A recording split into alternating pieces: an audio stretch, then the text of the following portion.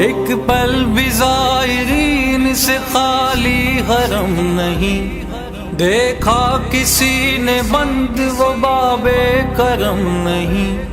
دھتکار کر کسی کو نکالا نہ جائے گا، یہ روضہ امام ہے باغ ارم نہیں، اس کو خوشی یہ ہے کہ بلایا امام نے، ہرنی کو اپنے بچوں کی فرقت کا غم نہیں، جان رضا جان، جان رضا جان، جان رضا جان، جان رضا جان۔ اعوذ باللہ من الشیطان الرجیم، بسم اللہ الرحمن الرحیم، الحمد للہ رب العالمین، وصلی اللہ علی محمد وآلہ الطاہرین۔ قال اللہ تبارک و تعالی فی کتابہ الکریم، بسم اللہ الرحمن الرحیم، ومکروا ومکر اللہ واللہ خیر الماکرین۔ سب سے پہلے ہم تمام مومنین اور امت مسلمہ کی خدمت میں امام رضا علی بن موسیٰ الرضا علیہ السلام کی شہادت کی تسلیت پیش کرتے ہیں، اور قرآن کی آیت کی جس میں بنی اسرائیل کی مکر اور سازشوں کا ذکر ہے، اور ساتھ ساتھ اللہ کی جو تدبیر ہوتی ہے اپنے نمائندوں کے لیے اس کا کی، اگرچہ ایک واقعے کی طرف اشارہ کر رہی ہے آیہ کریمہ، لیکن در حقیقت ایک قانون کے طور پر ہے کہ دشمن مکر کرتے رہتے ہیں، سازشیں کرتے رہتے ہیں، لیکن اللہ کی طرف سے جو تدبیریں ہوتی ہیں الہی انسانوں کی، جو اللہ کی دی ہوئی بصیرت سے تدبیر کرتے ہیں، ان ساری سازشوں کا پردہ فاش کر دیتی ہے، اور ساتھ میں ان کی تدبیروں کو، ان کی سازشوں کو ناکام بھی کر دیتی ہے۔ حضرت عیسیٰ سلام اللہ علیہ کو بنی اسرائیل قتل کرنا چاہتے تھے، چونکہ حضرت عیسیٰ آ کر اللہ کا حقیقی دین پیش کر رہے تھے، جبکہ بنی اسرائیل نے دین میں بہت ساری تحریفات پیدا کر کے اپنا خود ایک دین بنا رکھا تھا۔ حضرت عیسیٰ سلام اللہ علیہ خود بنی اسرائیل سے تھے، اسی نسل سے تھے، لیکن چونکہ وہ حقیقی دین پیش کر رہے تھے، لہذا ان کو اپنے بنائے ہوئے دین کے مقابل میں وہ اللہ کا دین لگ رہا تھا، لہذا انہوں نے پورا یہ پلان کر لیا کہ حضرت عیسیٰ کو قتل کر دیا جائے۔ اپنے طور پر انہوں نے قتل کر بھی دیا، لیکن اللہ نے اپنی تدبیر کی، تو اس وہاں سے ایک قانون پیش کر دیا کہ وہ لوگ مکر کرتے ہیں، اللہ بھی اپنی تدبیر کرتا ہے، ان کی سازشوں کے مقابل میں اللہ کی اپنی تدبیر ہوتی ہے، اور اللہ جو ہے بہترین تدبیر کرنے والا ہے۔ یہاں پہ جو ہم بات کر رہے ہیں، گفتگو کر رہے ہیں، چونکہ وہ خود بھی ایک اہم داستان ہے، لیکن بھی اس کی گنجائش نہیں ہے حضرت عیسیٰ سلام اللہ علیہ کے ساتھ کس طرح سازشیں کی گئیں۔ آج ہم ذکر کرنا چاہتے ہیں کہ امام رضا علیہ السلام کے ساتھ مامون رشید نے، کہ جو بہت ہی ایک طرف سے بہت ہی ہوشیار حاکم ہے، پوری تاریخ حاکمیت اور حاکموں کی تاریخ میں مامون جیسے افراد، بقول شہید مطہری کے، مامون جیسے افراد اس اعتبار سے کہ اس قدر اس کو مطالعے کا شوق تھا، ذہین تھا، پڑھا لکھا تھا، جو عام طور سے حاکم نہیں، بادشاہ نہیں ہوا کرتے، لیکن اس نے اپنے علم سے، اپنی ذہانت سے، بجائے یہ کہ حق کا ساتھ دیتا، اس نے سازشیں کیں اور مشکلات پیدا کیں۔ ظاہر کچھ وہ کرتا تھا، ظاہری طور پر مثلاً امام رضا علیہ السلام کے آنے کے بعد وہ مناظرے برپا کرتا تھا، امام علیہ السلام کی حقانیت اور امام علیہ السلام کی افضلیت، ہر ایک سے افضل ہونے کی دلیل پیش کرواتا تھا پورے مجمع میں، دربار میں، اور ظاہری طور پر امام علیہ السلام کا بہت زیادہ احترام کرتا تھا، امام رضا علیہ السلام کا بہت احترام کرتا تھا، لیکن جو لوگ حکومت پرست ہوتے ہیں، جو لوگ حکومت کے غلام ہوتے ہیں، وہ کسی بھی چیز کو، وہ مامون کی جس نے اپنے بھائی کو قتل کرا دیا، اپنے بھائی امین کو مروا دیا حکومت کے لیے، اور تاریخ اس طرح بھری پڑی ہے کہ بہت سارے لوگوں نے اپنے بھائیوں کو، حتیٰ اپنے باپ کو، حتیٰ اپنے بیٹے کو مار دیا حکومت کے لیے۔ حکومت ایسی چیز ہوتی ہے کہ جہاں پر انسان جو ہے دین، شریعت، قانون، اخلاق، ساری چیزیں بھول جاتا ہے۔ اس نے امام رضا علیہ السلام کے ساتھ بھی بہت ساری سازشیں کی، یہاں تک کہ امام رضا علیہ السلام کو خود مامون ہی نے شہید کرایا۔ لیکن ہم صرف اس پہلو پر تھوڑا سا گفتگو کرنا چاہتے ہیں جو اس نے سازشیں کی۔ پہلے تو یہ کہ اس نے امام رضا علیہ السلام کو مدینے سے مرو کی طرف بلایا، اپنے یہی جو علاقہ پورا ہے طوس کا، جو ابھی مشہد کے نام سے مشہور ہے۔ مشہد اس کا نام اس لیے رکھا گیا کہ وہ امام رضا علیہ السلام کے شہادت کی جگہ ہے۔ مشہد یعنی شہادت کی جگہ، ورنہ پہلے اس کا نام طوس یا اس کے آس پاس جو مرو، ان علاقوں سے اس ناموں سے اس کو جانا جاتا تھا۔ تو مامون نے مدینے سے، جو بہت لمبا فاصلہ ہے مدینے سے طوس کا، یعنی یہ کہ عرب سے، سعودی عرب، مدینہ عرب سے نکل کر عراق ہوتے ہوئے اور پورا عراق گزرتے ہوئے پھر پورا ایران گزرتے ہوئے، چونکہ طوس جو ہے وہ ایران کے مشرقی علاقے میں ہے مشہد، تو وہ اتنا لمبا سفر اس زمانے میں امام رضا علیہ السلام کو کرایا گیا۔ کیوں؟ اس لیے کہ مدینے میں امام رضا علیہ السلام، امام کاظم علیہ السلام کے دور ہی سے یہ تھا کہ ظاہری طور پر گورنر تو حکومت کا ہوا کرتا تھا، لیکن اصل دلوں پر حکومت جو ہے وہ امام رضا علیہ السلام کی تھی۔ اس سے پہلے امام کاظم علیہ السلام کی تھی، آپ کے والد بزرگوار کی، اور لوگ اپنے تمام مسائل کو آ کر امام رضا علیہ السلام کے ساتھ پیش کرتے تھے، چاہے وہ دینی مسائل ہوں، چاہے وہ فیصلے کے مسائل ہوں، چاہے وہ اور حتیٰ اقتصادی اور مالی مسائل ہوں۔ لوگ امام رضا علیہ السلام لوگوں کی مشکلات کو حل کرتے تھے، کہ یہ شیوا تھا تمام ائمہ کا کہ لوگوں کے غم میں شریک ہونا، لوگوں کی مشکلات کو حل کرنا، لوگوں تک غذائیں پہنچانا، مال و دولت پہنچانا۔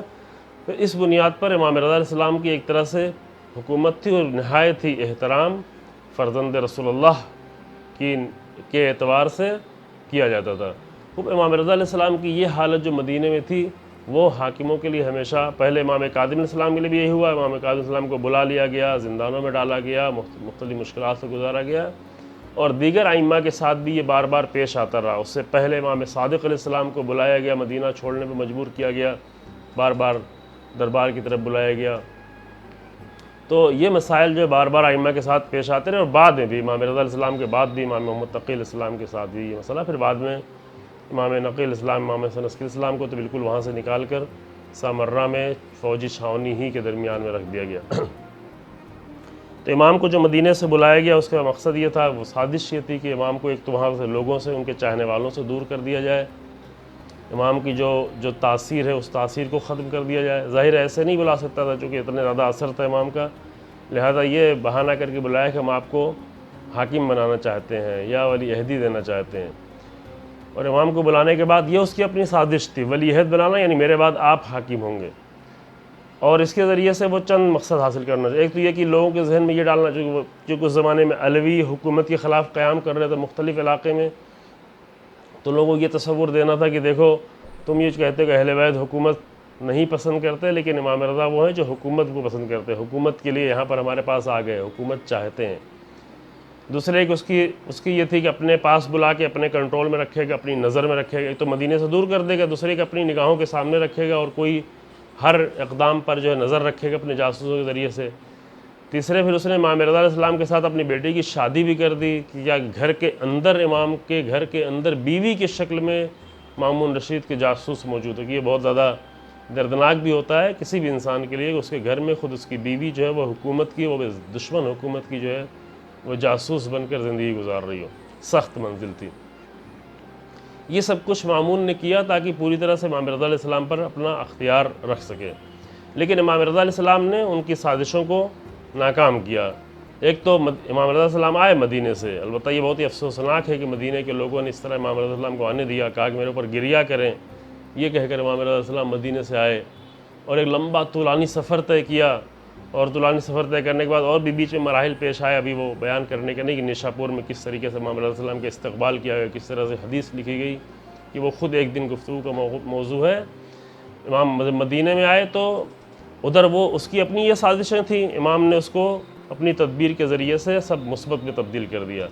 وہ جو اس نے یہ پلان کیا ہوا تھا کہ امام کو یہ ظاہر کرے کہ امام حکومت چاہتے ہیں، تو امام نے حکومت تو مجبوراً قبول کی، چونکہ مجبور کی، اگر آپ نہیں قبول کریں گے تو ہم آپ کو قتل کر دیں گے۔ امام نے حکومت تو ولی عہدی قبول کی، لیکن یہ اپنی ایک شرط لگا دی کہ میں اس میں کوئی فیصلہ نہیں کروں گا، کسی مسائل میں دخالت نہیں کروں حکومت کے۔ خوب امام کی اس شرط کی بنیاد پر لوگوں تک یہ پیغام کیا کہ امام جو ہے حکومت کو نہیں چاہتے تھے، حکومت چاہتے نہیں، ورنہ امام اگر حکومت چاہتے تو امام حکومت میں دخالت کرتے، تو وہ اس کی سازش ناکام ہوئی۔ وہ چاہتا تھا امام کو بلا کر امام کو محدود کرے، لیکن امام کو یہاں پر حکومت ولی عہد تو تھے، دخالت نہیں کرتے تھے، لیکن لوگ امام سے جڑتے گئے تیزی سے۔ تو جہاں مدینے میں محدود پیمانے پر دین کی تبلیغ کر رہے تھے اور اہل بیت کے مکتب کی تبلیغ کر رہے تھے، وہ طوس میں آنے کے بعد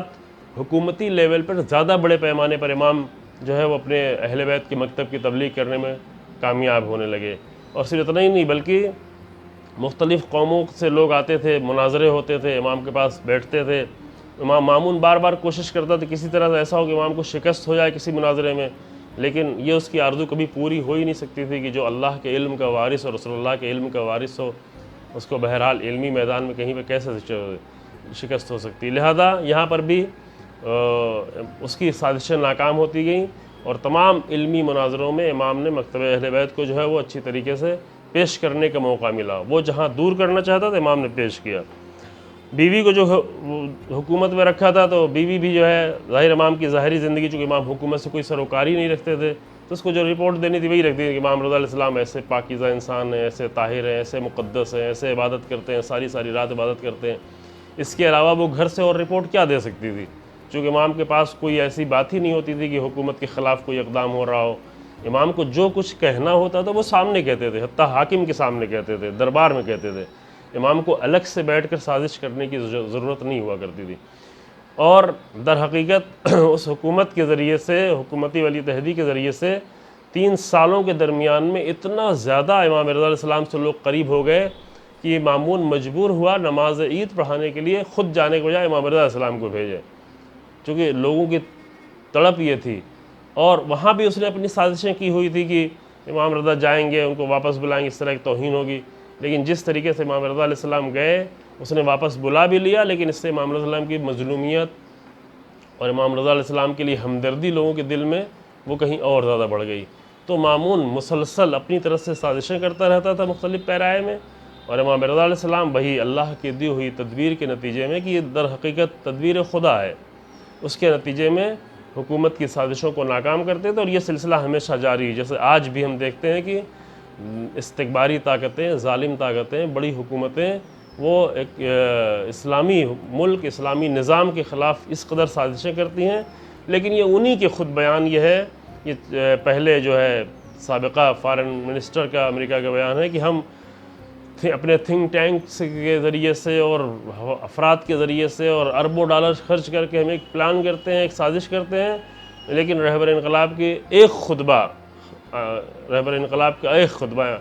جو ہے وہ آ کر ساری سازشوں کو ناکام کر دیتا ہے۔ تو یہ ایک خطبے کی بات نہیں ہوتی، یہ در حقیقت اللہ کی راہ پر چلنے کا نتیجہ ہے۔ اللہ نے کہا ہوا ہے کہ اللہ کی راہ پر انسان اگر خلوص کے ساتھ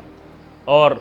ایمان کے ساتھ چلتا ہے تو اللہ جو اس کی تاثیر دیتا ہے اور اس طرح سے دشمن کی سازشوں کو ناکام کرتا ہے۔ کہ انشاءاللہ یہ سلسلہ اسی طریقے سے جاری رہے گا۔ لازم ہے کہ ہم ایمان کے ساتھ اور بصیرت کے ساتھ اور شعور کے ساتھ دین کو اپنائیں اور دین پر چلیں، اخلاص کے ساتھ، خلوص کے ساتھ، تو اللہ جو ہے دشمن کی ہر سازش کو ناکام کرے گا، چاہے وہ عالمی سازش ہو، چاہے ہمارے ملک کی، اور انشاءاللہ بہرحال کامیابی ہمیشہ حق کے لیے ہے۔ الحمدللہ رب العالمین، وصلی اللہ علی محمد وآلہ۔